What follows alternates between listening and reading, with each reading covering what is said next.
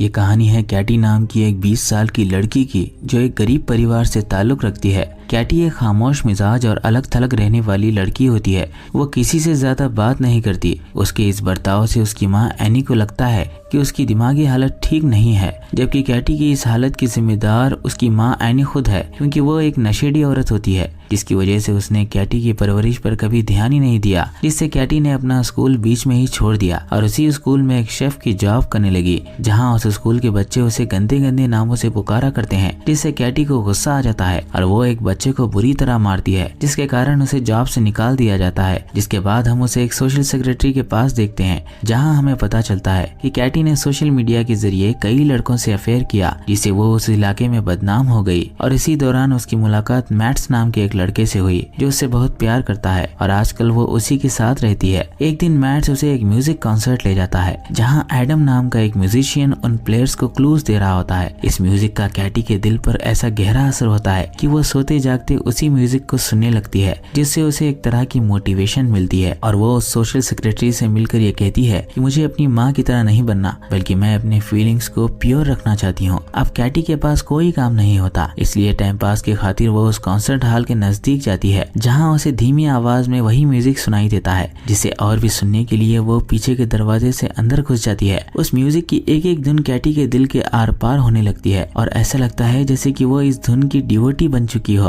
तभी मेरी नाम की एक औरत जो उस कॉन्सर्ट हॉल की मैनेजर है, वो उससे पूछती है कि क्या तुम रिसेप्शनिस्ट की इंटरव्यू के लिए आई हो। कैटी जो उस म्यूजिक में पूरी तरह खो गई थी, वो होश में आकर बगैर सोचे समझे उसे हाँ कह देती है, लेकिन उसे नहीं पता कि आगे क्या होगा। मैरी उससे उसका सीवी मांगती है, जिस पर वो वॉशरूम का बहाना कर देती है और फिर वापस आकर उसे एक झूठी कहानी सुनाती है कि मेरी माँ भी एक जमाने में पियानिस्ट हुआ करती थी, लेकिन कैंसर की वजह से उनकी मौत हो गई। दरअसल कुछ ही दिन पहले मैं यहाँ एक कॉन्सर्ट अटेंड करने आई थी और यहाँ का माहौल मुझे अपने घर जैसा लगा, इसलिए मैं यहाँ दोबारा चली आई। ये सुनकर मेरी इमोशनल हो जाती है और उससे अपनी बेटी के बारे में बताती है कि मेरी बेटी भी तुम्हारी ही उम्र की है, पर उसे इस म्यूजिक से ज्यादा रैप म्यूजिक पसंद है, इसलिए वो इस जगह कदम ही नहीं रखती। जिसके फौरन बाद ही वो उसे रिसेप्शनिस्ट की जॉब ऑफर करती है और एक ट्रायल पीरियड के लिए रख लेती है। ये गुड न्यूज वो अपने बॉयफ्रेंड मैट से शेयर करती है, जिस पर वो बहुत खुश होता है, क्योंकि वो जानता है कि कैटी अपनी माँ की वजह से मेंटली डिस्टर्ब हो चुकी है और उसे सुकून की जरूरत भी है। अगले दिन हम उसे उस ऑफिस में देखते हैं, जहाँ उसका पहला दिन होता है और एक आदमी उसे टीच करता है कि कैसे वो टेक्निकली उन कंप्यूटर्स के जरिए पूरे कॉन्सर्ट हॉल पर नजर रख सकती है। इसी दौरान उसे उन लर्नर्स को देखकर यह एहसास होता है कि वो अपनी माँ के साथ कितनी गंदी लाइफ जी रही थी। जिसके बाद वो एक फाइल देने के लिए एडम नाम के एक आदमी के कमरे में जाती है, जो खिड़की के पास बैठा स्मोक कर रहा होता है। ये वही आदमी है जिसका म्यूजिक सुनकर कैटी मोटिवेट हुई थी। वो उसे उसका नाम पूछता है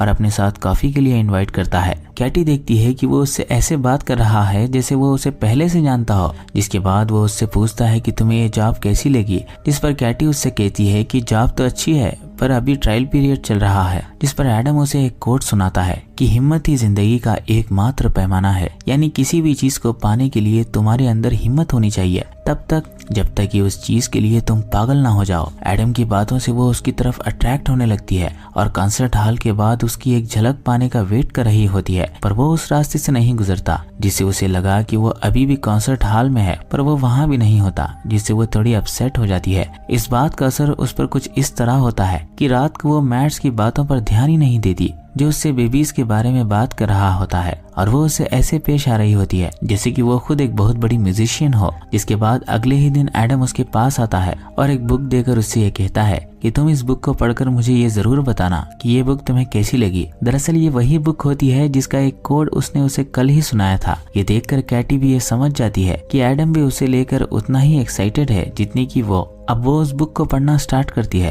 पर उसे कुछ समझ नहीं आता। तभी मैरी आकर उससे कहती है कि एक जमाने में इसी बुक के कुछ लाइंस ने मुझे टूटने से बचाया था। ये कहकर वो उन लाइंस को पढ़ने लगती है, जिसका मतलब ये है कि प्यार में इतनी ताकत होनी चाहिए कि वो शास्त्रों को ही बदल कर रख दे। ये सुनकर कैटी के दिल में एडम के लिए पल रहे फीलिंग्स और भी मजबूत हो जाते हैं। जिसके बाद वो उस बुक को वापस करने के लिए एडम के पास जाती है, जहाँ एडम उससे कहता है कि मैंने अभी तक ब्रेकफास्ट नहीं किया। वो उसे ब्रेकफास्ट ऑफर करता है, जिस पर कैटी कहती है कि मैं ऑलरेडी एक लड़की के साथ इंगेज्ड हूँ। ये सुनकर एडम कहता है तो क्या हुआ, तुम पीछे बैठ जाओ, ड्राइव मैं करूंगा। एडम ब्रेकफास्ट का प्लान तो बनाता है पर उसे ये नहीं पता कि आसपास कोई होटल है भी या नहीं, जिस पर कैटी उसे पास ही के एक पिज्जा रेस्टोरेंट का पता बताती है। एडम को उसकी चॉइस बहुत पसंद आती है, जिसके बाद वो उससे कहता है कि मैरी ने मुझे बताया कि तुम्हारी माँ भी एक म्यूजिशियन थी। ये सुनकर वो थोड़ी एम्बैरेस्ड हो जाती है, जिससे एडम को लगा कि उसने उसकी मरी हुई माँ की याद दिला दी। इसलिए वो उसका मूड बनाने की खातिर उसे एक म्यूजिक सुनाता है जो कैटी को बहुत पसंद आता है। जिसके बाद वो उसे मोटिवेट करने के लिए उसे अपने बारे में बताता है कि म्यूजिक का शौक मुझे 11 साल की उम्र से था। लोगों ने मेरे शौक का मजाक बनाया पर मैंने अपनी हिम्मत से उन सबको गलत साबित कर दिया और आज मैं एक सक्सेसफुल म्यूजिशियन हूँ। यानी कि हिम्मत ही जिंदगी का एकमात्र पैमाना है। जिसके बाद वो उससे कहता है कि अपनी फीलिंग्स को छुपाना उनकी इंसल्ट करने के बराबर है। अच्छा तब लगता है जब उन्हें बहने दिया जाए। कैटी उसका इशारा समझ जाती है कि वो उससे क्या सुनना चाहता है। इसके बाद वो घर के अंदर जाती है जहाँ वो उसकी माँ एनी को देखती है, जिसने घर को एक बार की तरह बना दिया है और उसके लेट आने पर वो उसकी जॉब को गालियां दे रही है। ये सुनकर वो उसकी माँ को बहुत मारती है, क्योंकि कहीं न कहीं उसकी माँ की लापरवाही की वजह से ही कैटी गलत संगत में पड़ गई थी और आज जब वो अपनी लाइफ को सुधारना चाहती है तो वो उसके साहस की इंसल्ट कर रही है, जिसकी वजह से अगले दिन भी उसका मूड ऑफ रहता है। ऐसे में एडम खिड़की से उसे विश करता है, जिसे देखकर वो बहुत खुश होती है। उसी दिन कॉन्सर्ट हॉल की फंड रेजिंग पर एक पार्टी रखी जाती है, जिसमें एडम उसे चुपके से इशारे करता है और कॉन्सर्ट हॉल के अंदर ले आता है, जहाँ ये दोनों एक दूसरे के बहुत करीब आ जाते हैं। जिसके बाद हम कैटी को देखते हैं, जिसकी जिंदगी ने एक नया मोड़ ले लिया है। वो एडम का साथ पाकर बहुत खुश है और उसे हर पल उसी का इंतजार रहता है। इसी बीच एडम भी उसे अपने घर का पता देता है, जहाँ वो फूल लेकर पहुँच जाती है। एडम भी उसके कपड़ों की तारीफ करता है, जिस पर वो उसे बताती है कि आज ही के दिन मुझे मेरी पहली सैलरी मिली थी, जिनसे मैंने ये कपड़े खरीदे। इसी दौरान एडम को उसकी वाइफ की कॉल आती है, जो इटली गई हुई है, पर कैटी इस बात पर इतना ध्यान नहीं देती। वो बुक पढ़ रही होती है। जिसके बाद ये दोनों एक दूसरे के साथ कुछ रोमांटिक मोमेंट्स शेयर करते हैं और कैटी भी रोज की तरह अपना काम बड़े मजे के साथ कर रही होती है। लेकिन एक दिन मैट्स उसे कॉल करके ये बताता है कि तुम्हारी माँ ने खुद को खत्म करने की कोशिश की और वो एक सरकारी अस्पताल में पड़ी हुई है। ये सुनकर वो हॉस्पिटल पहुंचती है, जहाँ एक नर्स उससे कहती है कि इनके देखभाल के लिए किसी एक को कुछ दिन यहाँ रहना होगा जो इनका अपना हो। पर कैटी को उसकी माँ पर जरा भी दया नहीं आती। वो मैट्स से कहती है कि मैं इनके लिए अपना वक्त बर्बाद नहीं कर सकती, अपना काम नहीं छोड़ सकती। तभी मैट्स उसे पूछता है कि कल रात तुम कहाँ थे। इस बात का वो कोई जवाब नहीं देती, जिस पर मैट्स उसे कहता है कि अगर तुम्हारी जिंदगी में कोई और आ चुका है तो मेरे यहाँ रहने का कोई मतलब नहीं है। जिस पर कैटी गुस्से में उसे ये बता देती है कि हाँ मैं एक म्यूजिशियन से प्यार करती हूँ जो पैशन से भरा हुआ है और वो तुम्हारी तरह नहीं है जो मेरी माँ के साथ बैठकर नशा कर रहा था। ये कहकर वो कॉन्सर्ट हॉल वापस आ जाती है, पर वहाँ जाकर उसे पता चलता है कि सारे लोग कॉन्सर्ट हॉल के बार में पार्टी कर रहे हैं। जिस पर वो बार के बाहर खड़ी एडम को कई बार स्माइल पास करती है, पर वो उसकी तरफ नहीं देखता, जिससे वो थोड़ी अपसेट हो जाती है और पूरी रात उसे कॉल पे कॉल करती है। वो रात कॉन्सर्ट हॉल के बाहर ही गुजारती है, क्योंकि मैट से ब्रेकअप के बाद उसके पास रहने का कोई ठिकाना नहीं है। अब जैसे ही एडम अंदर आता है वो उसे देखकर बहुत खुश होती है। एडम भी उसे कल की पार्टी के बारे में बताता है। तभी वो उसके टॉप पर लगे एक दाग को देखकर उसे डांट देता है कि इस तरह का ढंग यहाँ नहीं चलेगा। ये सुनकर उसे गुस्सा आ जाता है और वो बगैर नॉक किए उसके कमरे में घुस जाती है। वो उससे पूछती है कि तुमने मेरे कॉल्स का जवाब क्यों नहीं दिया। इस पर एडम उससे कहता है कि मेरी वाइफ और बेटा दोनों इटली से वापस आ चुके हैं। जिस पर कैटी उससे कहती है कि मैंने अपने मंगेतर को हमारे बारे में सब कुछ बताकर उससे ब्रेकअप कर लिया है। ये सुनकर एडम कोई रिएक्ट नहीं करता। वो बस इतना कहता है कि हमने एक साथ बहुत अच्छा वक्त बिताया है, पर मेरी फैमिली को मेरी जरूरत है, इसलिए मैं चाहता हूँ कि तुम भी अपने मंगेतर के साथ पैचअप कर लो। कैटी अपने चेहरे की स्माइल बरकरार तो रखती है, पर वो एडम की बातों से अंदर ही अंदर बिखर चुकी थी, क्योंकि उसका मैट से पैचअप इतना आसान काम नहीं है। फिर भी वो खामोशी के साथ उस कमरे से निकल जाती है और ये सोचने लगती है कि अब मैट्स क्या कहेगा। अब जैसे ही वो घर पहुंचती है, मैट्स उससे कहता है कि मैंने तुमसे प्यार किया, तुम्हें अपने साथ रखा और तुमसे शादी करके तुम्हारी इमेज क्लियर करना चाहता था, पर तुमने मेरा दिल दुखाया है। ये कहकर वो ना सिर्फ उसका सामान फेंक देता है, बल्कि उससे अपना म्यूजिक प्लेयर भी छीन लेता है, जिसमें वो एडम का म्यूजिक सुना करती है। अब उसके पास एडम को कन्विंस करने के अलावा और कोई ऑप्शन नहीं होता, लेकिन उसके अंदर एडम का सामना करने की हिम्मत भी नहीं होती और एडम भी पहले की तरह उसके लिए अवेलेबल नहीं होता। जिस पर वो ये डिसाइड करती है कि वो उससे बात करेगी, जिसके लिए वो उसका पीछा करती है और एक जगह उसके सामने खड़ी होकर ये कहती है कि मैं तुम्हें बहुत मिस कर रही थी, मैं बस तुम्हारे नजदीक रहना चाहती हूँ। पर एडम उसे रोक लेता है, जिस पर वो उसे उकसाने लगती है, जिससे एडम भी बहक जाता है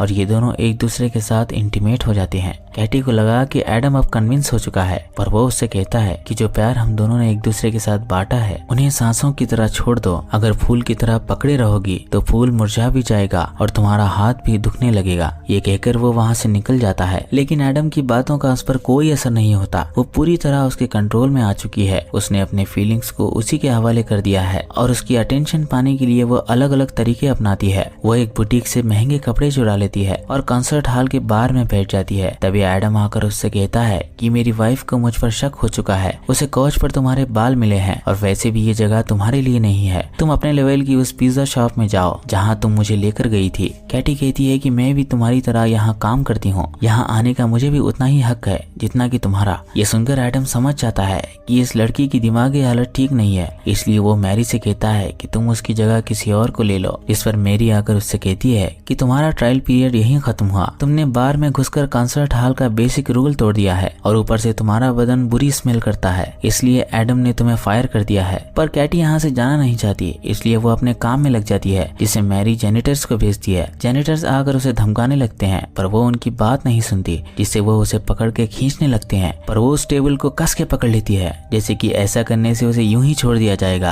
आखिरकार उसे वहाँ से निकाल दिया जाता है, जिससे वो लाचार हो जाती है। एडम ने उसका इस्तेमाल किया, मैट्स ने उसे छोड़ दिया और अब उसकी जॉब भी चली गई। वो 2 दिन रेलवे स्टेशन की सीढ़ियों के नीचे गुजारती है और उसे खुद पर भी अफसोस हो रहा होता है कि उसने खुद के साथ ये क्या कर लिया। कि तभी उसे एक कोड याद आता है कि हिम्मत ही जिंदगी का एक मात्र पैमाना है, यानी कि उसे अपनी जिंदगी को दोबारा से शुरू करने के लिए सबसे पहले अपने अंदर हिम्मत लानी होगी, तभी वो अपनी जिंदगी को मेजर कर पाएगी। जिसके लिए वो एक लोकल वॉशरूम में फ्रेश हो जाती है और एक लाइब्रेरी में जाकर उस बुक को दोबारा पढ़ती है, जिससे उसे ये एहसास होता है कि उसने अब तक जितना भी डेडिकेशन दिखाया वो सिर्फ एडम को पाने के लिए था, जबकि उसे वो डेडिकेशन अपनी जॉब पर दिखाना चाहिए था। जिसके लिए वो दोबारा से उस कॉन्सर्ट हॉल में जाती है, जहाँ उसका सामना मैरी से होता है। मैरी उसे देखकर बहुत खुश होती है, क्योंकि उसे पता है कि वो एडम के कहने पर निकाली गई, जबकि वो अपने काम में बहुत अच्छी थी। कैटी उससे कहती है कि मैं दोबारा ज्वाइन करना चाहती हूँ, जिस पर मैरी उससे कहती है कि तुम्हें एक बार एडम से बात करनी होगी, जो अभी कॉन्सर्ट हॉल में है। तभी म्यूजिक कॉन्सर्ट शुरू हो जाता है, जिससे मैरी को जाना पड़ता है। वहीं कैटी भी एडम से बात करने के लिए उसके कमरे में जाती है। अब जैसे ही कॉन्सर्ट खत्म होता है, एडम अपने कमरे में आता है, जहाँ उसका सामना कैटी से होता है। वो कैटी से कहता है कि तुम अपने मकसद में कामयाब हो गई, मुबारक हो, मेरी वाइफ मुझे डिवोर्स देने वाली है। जिस पर कैटी कहती है कि मेरा ऐसा कोई इरादा नहीं था, बल्कि मुझे ये एहसास हो चुका है कि मैं गलत रास्ते पर थी, जबकि मुझे अपनी जॉब पर फोकस करना चाहिए था, इसलिए मैं अपनी जॉब वापस मांगने आई हूँ। और तुम्ही ने तो कहा था कि हिम्मत ही जिंदगी का एकमात्र पैमाना है। जिस पर एडम उससे कहता है कि ये फिलॉसफी,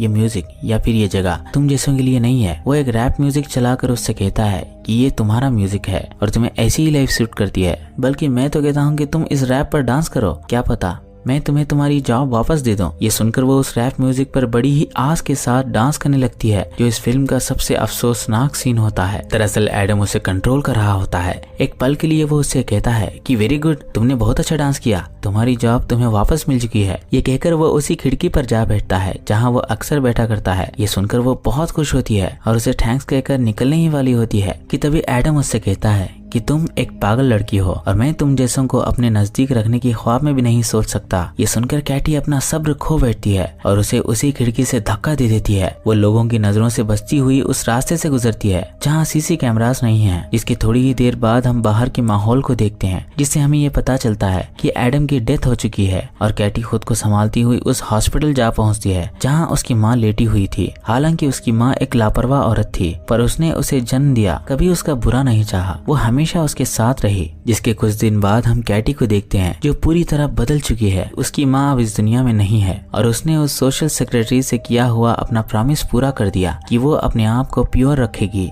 दरअसल वो अब उस कॉन्सर्ट की असिस्टेंट मैनेजर बन चुकी है और इसके अलावा वो अपने जैसे अनाथ बच्चों के लिए फंड्स इकट्ठा करती है और उन्हें अपनी तरह इंस्पायर करने के लिए उस कॉन्सर्ट हॉल में खास प्रोग्राम्स कंडक्ट करती है। इसी के साथ ये कहानी खत्म हो जाती है। उम्मीद है ये कहानी आपको पसंद आई होगी।